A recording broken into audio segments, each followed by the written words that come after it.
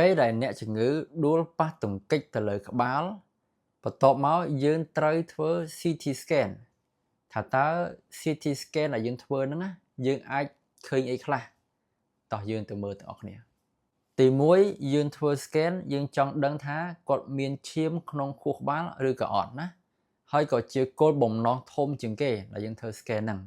ទី2យើងមើលទៅលើឆ្អឹងអញ្ចឹងយើងដឹងទាំងអស់គ្នាថា scan គឺវា sensitive ខ្លាំងមែនទែនចំពោះឆ្អឹងហើយនិងឈាមណាបើសិនបើអ្នកជំងឺគាត់ដួលត្រូវក្បាលទៅមានប្រេះអាលាឬក៏ linear fracture ឬក៏ផុងអាលា scalp press fracture ហ្នឹងគឺយើងឃើញទាំងអស់ណាយើងឃើញទាំង basal scalp fracture ហើយក៏យើងឃើញទាំង cavalier fracture ដែរទី3យើងអាចឃើញ cerebral edema ហើយយើងបោកខ្មែរគឺការហើមសាច់ខួរក្បាលអញ្ចឹងបើមានឈាមក្នុងខួរក្បាលវាសង្កត់ទៅលើសាច់ខួរក្បាលធ្វើឲ្យមានការកើនឡើងសម្ពាធក្នុងខួរក្បាលគេហៅថា intracranial pressure កើនឡើង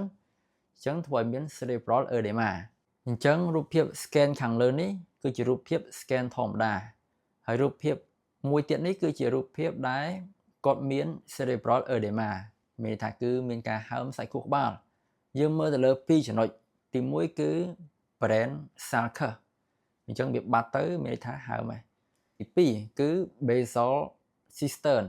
អញ្ចឹង basal cistern វាមិនដែលបាត់ទេប៉ុន្តែបើសិនបើហើមខ្លាំងសកត់ខ្លាំងធ្វើឲ្យបាត់ទៅលើ basal cistern មានន័យថាគាត់ diffuse cerebral edema ណាទី4យើងអាចមើលទៅលើថង់ទឹកខួរក្បាលឬក៏ ventricle អញ្ចឹង ventricle កាលណាវារីកគេហៅថា hydrocephalus កាលណារីកមានមូលហេតុច្រើនមែនទែនហើយវាអាចមកពី obstruction អាចមកពី resorption ឬក៏អាចមកពីការ production របស់ CSF ទី5យើងអាចមើលទៅលើ cerebral ischemia ដោយសារតែការស្ទះសរសៃឈាមខួរក្បាល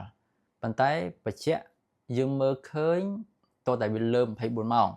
កាលណាក្រោម24ម៉ោង cerebral ischemia យើងមើលអត់ឃើញទេអញ្ចឹងតើយើងថត MRI មកយើងមើលឃើញទី6យើងអាចមើលឃើញទៅលើ pneumocephalus អញ្ចឹងមូលហេតុចម្បងដែលឲ្យមាន pneumocephalus គឺ basal scalp fracture ហើយនឹងមើលឃើញជាច្រើនទៀតអញ្ចឹងបើខ្វះខាតចាំជួយ comment ប្រាប់ពីខាងក្រោមផងថាមើលឃើញអីខ្លះណាក្នុង CT scan